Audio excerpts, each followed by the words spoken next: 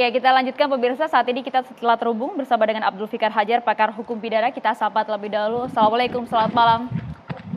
Waalaikumsalam. Selamat malam, Andromeda dan Maria. Ya, Pak Abdul Fikar, tadi kita telah dengar ya Pak pandangan dari Bang Egy, dari Bang Rasman juga. Kami ingin juga dengar perspektif Anda mengenai hal ini seperti apa? Gini, yang pertama, ya, karena kita bicara soal pakaian terdakwa, maka harus kita lihat hukum apa yang mengatur. Pasti itu yang mengatur adalah hukum acara pidana. Ya. Nah, sepanjang yang saya ketahui, tidak ada ketentuan di dalam hukum acara pidana yang mengatur tentang pakaian secara khusus, gitu ya. Yang mengatur tentang pakaian secara khusus, apalagi pakaian keagamaan atau tidak keagamaan, pakaian adat atau pakaian bukan adat dan sebagainya. Tidak ada aturan di dalam hukum acara yang mengatur itu. Nah, karena itu ya, ketika ada pihak yang mengatur mengenai pakaian terdakwa di persidangan, maka harus kita lihat konteks kewenangannya gitu.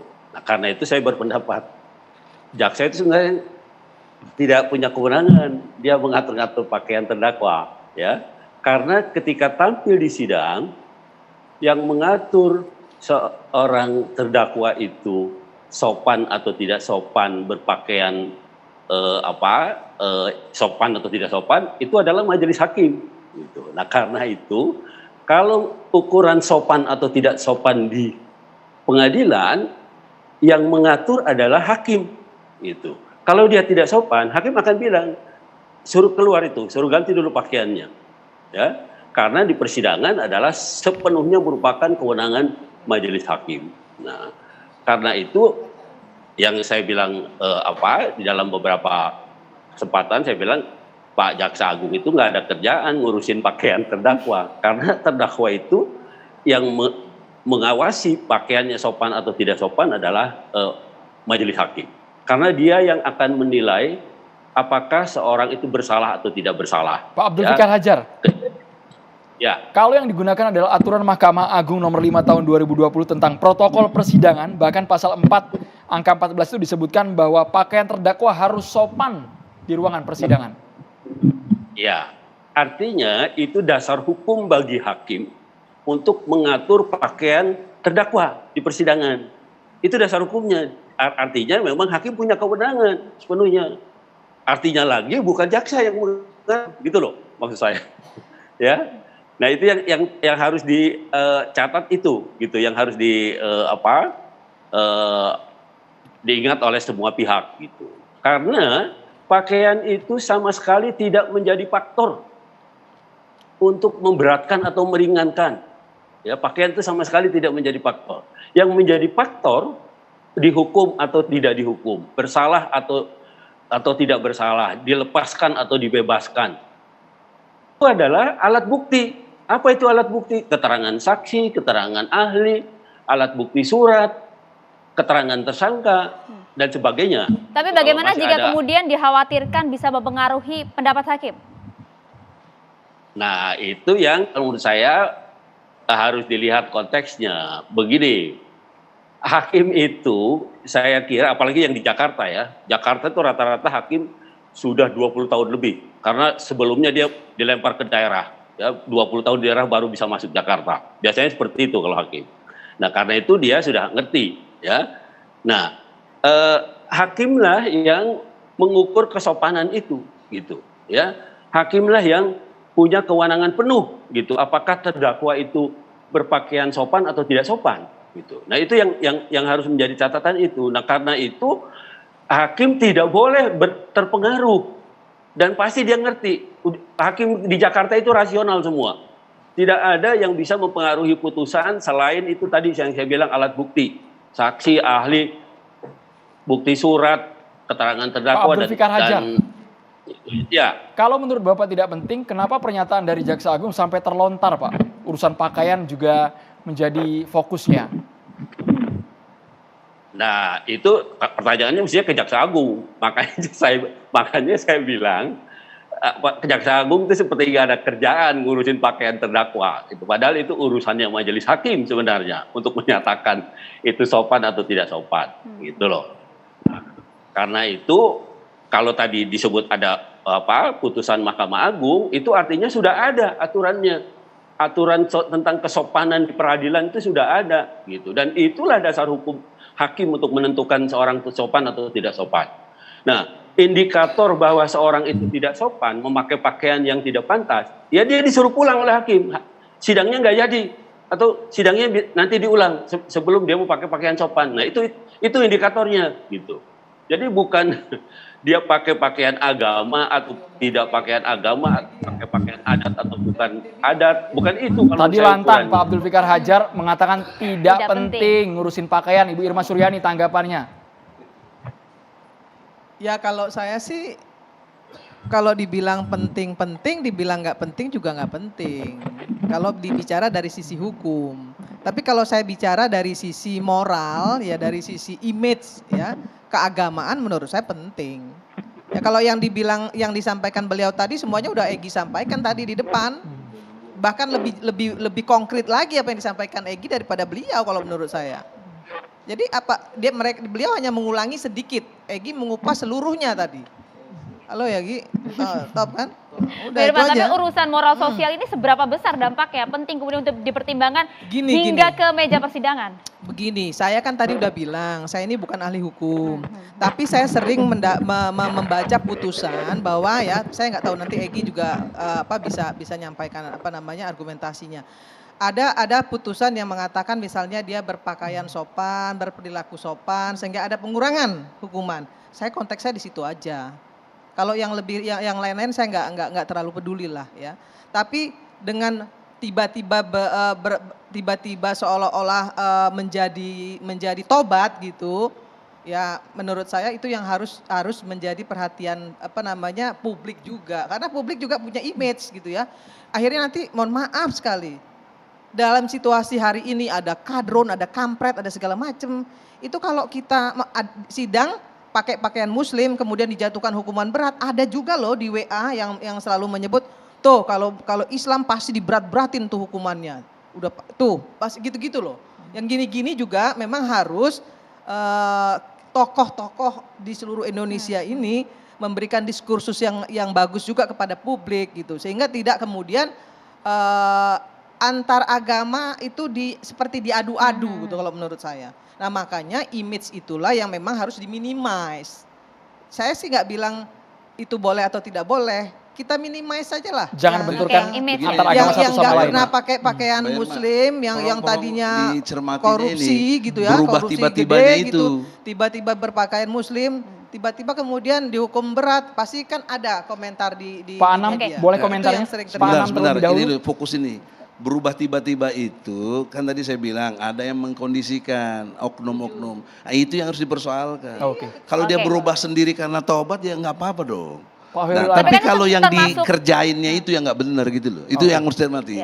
Kemudian kalau ini diterima dari himbauan jaksa ini, itu nanti harus juga saya himbau, mungkin yang pas Menko Polhukam menghimbau jangan ada kadrun varian baru ya, seperti yang mau jadi capres pakai peci, yang mau capres perempuan pakai kerudung. Nah, itu kadrun varian baru itu. Tapi kalau dilihat dalam jadi harus dilarang ini, oleh Bang Egy, boleh itu. Kan entah itu ada dorongan atau tidak, kemudian keinginan diri pribadi untuk mengenakan sesuatu kan hak asasi manusia. Ya, intinya sebenarnya dalam konteks hak asasi manusia, termasuk juga di KUHP kita, itu memang melindungi bagaimana mekanisme peradilan itu tidak terpengaruh oleh apapun. Termasuk juga opini masyarakat, opini media dan lain sebagainya, termasuk juga oleh opini terdakwa. Kalau dia punya keyakinan, hakimnya punya keyakinan kan memang nggak terpengaruh, ya tergantung bukti dan lain sebagainya. Jadi pokok poinnya sebenarnya di situ intinya. Nah yang berikutnya begini, kalau ini seandainya memang menjadi satu kebijakan, entah punya kewenangan dan tidak gitu ya, kalau kita baca berbagai instrumen hukum, karena kebetulan saya juga backgroundnya di LBH, itu clear yang memang yang berkuasa di pengadilan itu ya memang hakim, memang jaksa nggak perlu mengatur itu. Ya kalau dari rutan sampai nunggu di ruang sidang memang masih jaksa. Tapi ketika masuk sidang ya kekuasaan hakim. Ya, hakimlah yang akan menentukan. Bahkan dia yang akan menilai apakah dia pakai busananya itu sopan ataukah tidak dan lain sebagainya. Tapi ukurannya sopan, bukan ukurannya agama atau nilai-nilai adat tertentu. Jadi sopan santunnya. Itu yang pertama. Yang Kalau kedua case yang begini. soal tadi, Bang Hoirul Anam, sebelum ke poin selanjutnya, kalau case yang Bang Rasman sebutkan bahwa ketika pembacaan nota pembelaan terpengaruh antara sikap sopan, kemudian atributnya juga bisa mempengaruhi melulu. Nanti saya jelaskan beberapa hal yang tidak pakai pakaian kayak begitu juga mempengaruhi. Ya. Tapi saya mau bilang begini, kalau ini diambil sebagai satu kebijakan, potensial akan terjadi diskriminasi. Itu penting, diskriminasi yang tadi sudah diingatkan oleh Pak Bang Egy juga. Apa potensial diskriminasinya? Karena dia sebenarnya menentukan mengekspresikan dirinya sendiri itu apa bentuknya. Yang mengukur hakim. Kalau hakim merasa misalnya, kok ini tiba-tiba ya dulunya pakai pakaian biasa, tiba-tiba kok pakai sangat agamis misalnya, apapun agamanya, hakim bisa nanya, agamamu apa? Ditanya, waduh, kok ini mempengaruhi, dia bisa diusir. Dia Mas bisa Anam diganti. begini, dengan adanya kasus seperti ini maka kemudian Pak Jaksa Agung ya mengeluarkan himbauan ini menurut saya baik juga. Dengan demikian hakim ke depan hakim akan mengutip apa yang sampean sampaikan juga. Itu menjadi satu masukan yang bagus menurut saya. Itu ruangnya kejaksaan sampai ruang tunggunya pengadilan. Masuk ke pengadilan sebenarnya ruangnya ada ruang hakim. Bahkan begini misalnya di beberapa konteks ini, mohon maaf ya, ada yang tiba-tiba pakai cadar misalnya. Ketika ditanya identitasnya mana, cadarnya bisa dicopot. Enggak, ini agama saya melarang buka cadar. Enggak, saya kan ingin lihat kamu ini siapa. Betul nggak sesuai dengan KTP itu boleh. Karena memang kekuasaan hakim. Nah, kita nggak usah ngomong kasus yang gede-gede. Ini ada kasus kejahatan jalanan. Kejahatan jalanan itu hampir semua yang diadili di kejahatan jalanan itu kalau nggak pakaian putih, hitam, pakai peci. Hampir semuanya kayak begitu.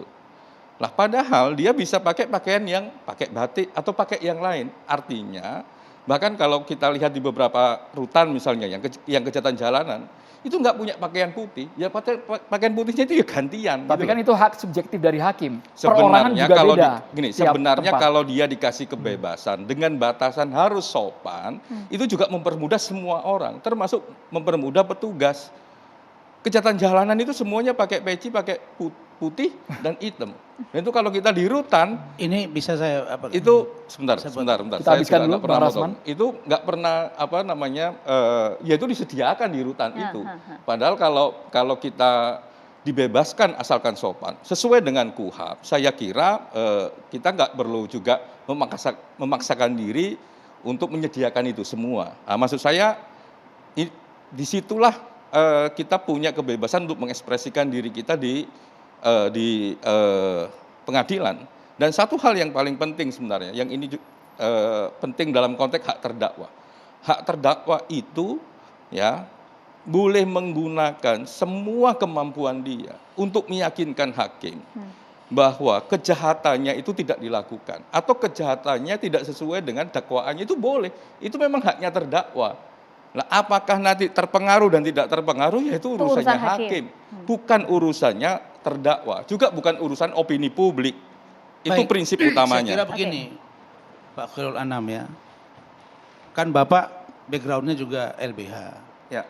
Saya kira kita semua sepakat dalam teori hukum yang kita mau lihat seseorang menjadi terdakwa dan kemudian divonis, di situ sudah berlaku yang kita sebut dengan efek jera. Efek jera.